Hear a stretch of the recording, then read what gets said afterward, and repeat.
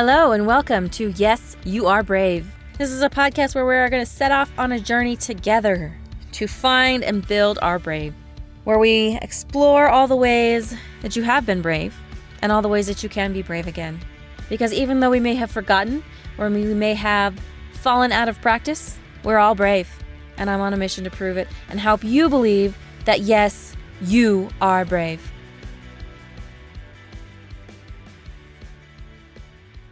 Hello, and welcome to this week's episode of Yes, You Are Brave. I'm Pawnee, I'm your host, super excited that you are here. Today we are going to talk about being brave enough to put the chicken in the cup.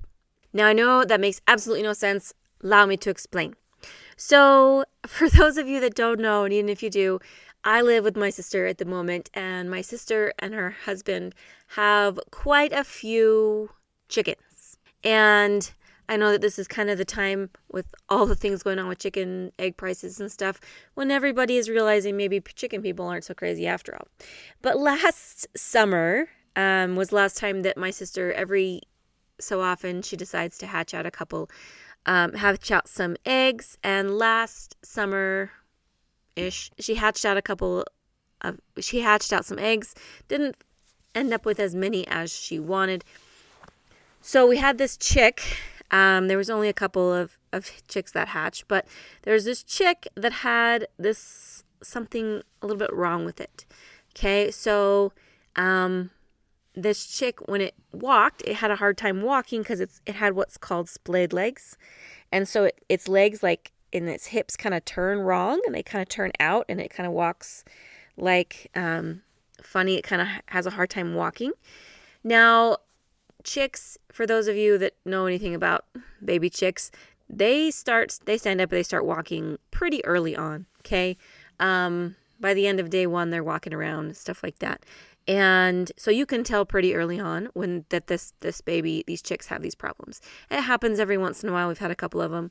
And my sister has become an expert essentially on chickens. She's only had them a couple years, but she does tons and tons of research all of the time. And if she has a problem, she's in chicken groups and she finds solutions to whatever the problem is. And there is a solution actually to this problem called the splay leg thing. There's a simple problem. What you do is for a couple of days, you several times a day, you go in and you put the baby chick in a cup. You put it in a small cup so that it learns to stand with its legs closer together. I don't know exactly how it works, to be perfectly honest. But it essentially fixes the problem. Now, is it fun for the chick? No, the chick does not like to be in a cup. It wants to be wandering around, and honestly, the food's not in the cup. So it wants to be wandering around with the other chicks, and it does not like to be in a cup. And a lot of times, especially as it gets better and stronger, it will keep hopping out of the cup. And so, but you just for a couple days, you make sure that it spends time and every day in this cup. And it seems kind of mean at first, right? It seems mean to put this little tiny chick in a cup. It seems mean to, it's already struggling, so you put it in a cup where it has to struggle more, seemingly. But what happens is that problem that has the potential to be really bad when it's an adult, it gets fixed. That the chick learns, it develops the muscles that it needs and all those type of things for its legs to then be straight like they're supposed to, or pretty close to it, and then it's able to walk better and more efficiently and all those things. So what does this have to do with you? And I will have a picture on my Instagram of this chick that we put in a cup, the last one that we had. We've had several of them.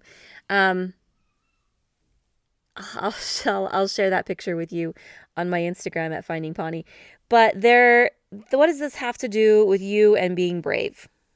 I've been thinking a lot lately about how we treat ourselves and how we think about ourselves and what we will do for our other people that we will not do for ourselves. And I've kind of been thinking about, what do we do? Like, we'll do anything for other people, right? So many people, they'll do anything for their children. They'll be uncomfortable. They'll do this, they'll do that. And even people will do things that they would not even think of doing for themselves. They will do for family, they will do for friends, they will even do for their animals. But they won't do things like that for themselves. And I know that sometimes it's really hard when we're already uncomfortable and we already feel like we're kind of down, to do those little things that are going to put us on a better path, that are going to set us up for success later, but right now they suck. Like straight up, that's how it goes sometimes, right? It's really hard to do the little things for ourselves that are going to help us long term. But when we start doing those little things, when we start really prioritizing our health and our own happiness, I think that there are some beautiful untold results. And I realize that this is hard to do for ourselves. And this month of February, I wanted the theme of kind of everything that I'm doing to be centered around starting with yourself, feeling like you're the one that's worthy of love and deserving of love, and start acting accordingly. Last month I was like kind of shifting mindset, and now it's acting accordingly of you deserve love and you're worthy of love just by virtue of being you, and it's got to start with you. And I know that there's a lot of opinions on this and things like that. And I know some people might be saying, well, who are you to actually talk about this? Well, here's the thing. I am currently, and have been forever, I'm single.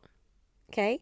So I don't have the luxury of having an outside motivator.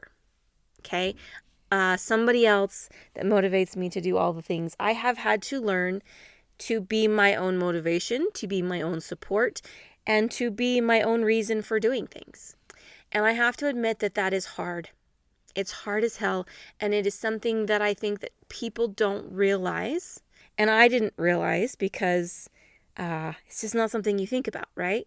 You think about, oh, you have these people, and you have this support, and you have all of these things.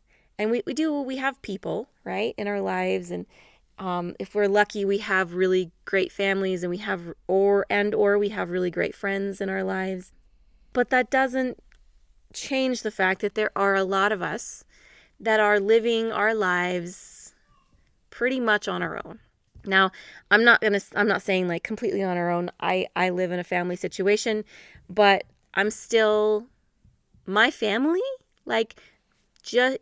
yes, I have an extended family, but I'm living pretty much on my own. I don't have necessarily a reason to get up in the morning other than to keep the dog from pooping on the floor. And I don't have to get up. Okay, I don't have children to take care of. I don't have a spouse that needs me to help them with something.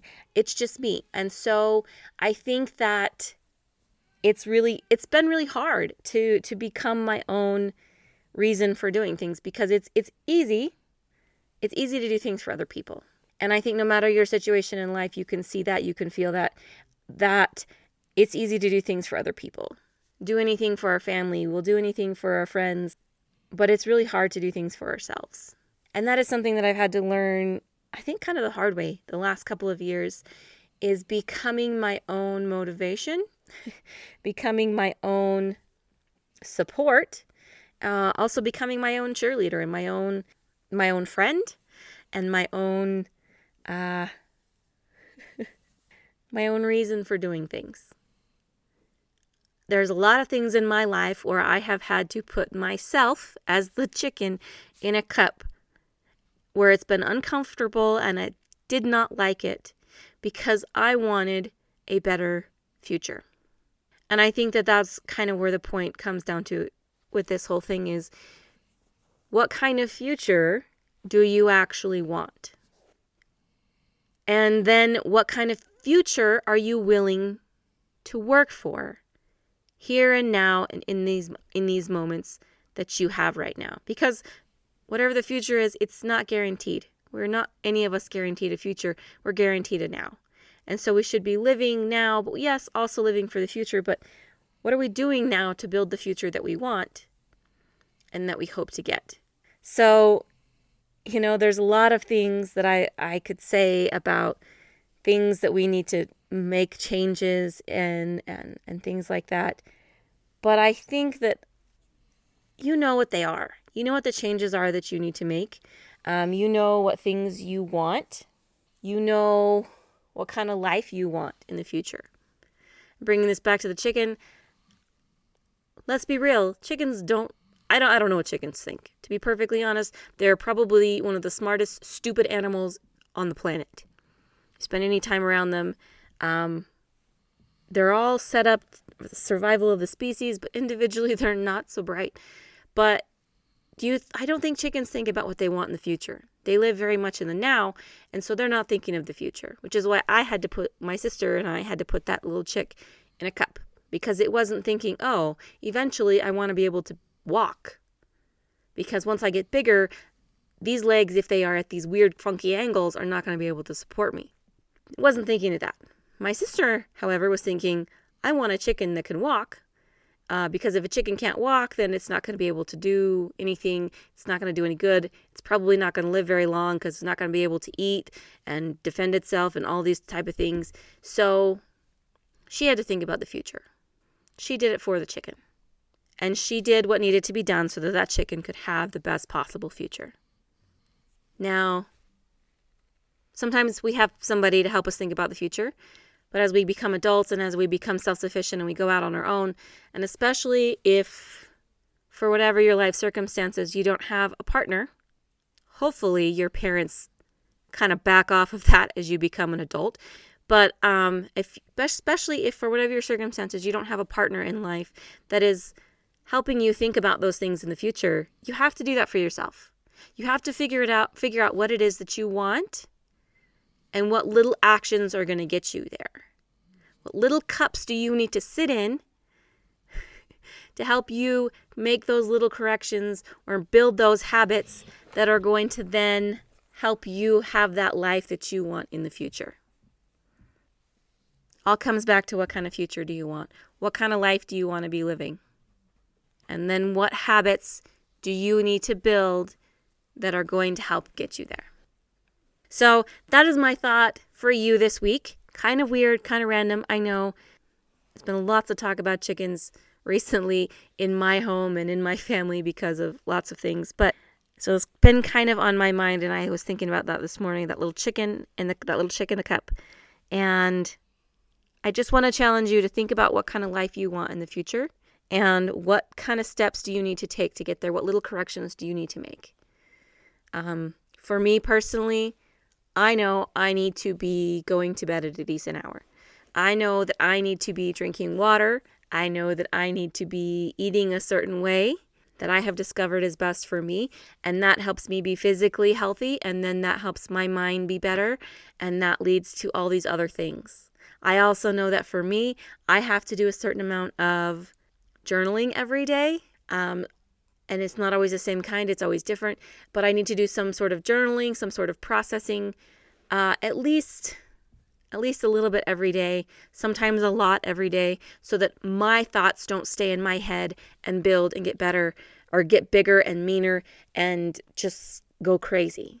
I know that's what I need, the little corrections that I need so that I'm not a week and a half down the road and I have completely spiraled into this depression because I didn't take the time to process those thoughts, at the very least to get them out of my head and on paper. So those are some of the things that I do and that I have. Those are just very general things. What you need to do is specific for you, but please, please, please do them because you are worthy of all the love in the world. You are worthy, and that love has to start from within. That love, when you love yourself, then everything else kind of follows that. And you're able, and you take care of yourself, that's a way of showing that you love yourself. And yes, sometimes even putting yourself in a little cup where it's uncomfortable and it's not fun, and you're developing a habit, and you're not just making it a habit, but you're also building that into your lifestyle, which I learned yesterday that it's 21 days to develop a habit, but 90 days to incorporate that and make it part of your lifestyle. interesting thought. I want to talk more about that later. But so what do you need to do every day or every couple days or have as part of your life that's going to get you where you want to be later on? It's going to build those habits and that lifestyle that is going to allow you to live how you want to live. Some food for thought. I hope that you can do those things. Please share them with me. I would love to know what you're doing and support you on your brave journey to the best and most beautiful and authentic you, because you are enough just as you are, just being who you are, okay? And I've said it before, but I'm going to say it again and again and again, that you are enough, that you deserve everything. You are wonderful, you are amazing, and you deserve to put in the work and have the life that you want. And you are brave enough to put the chicken in the cup. Have a fantastic day.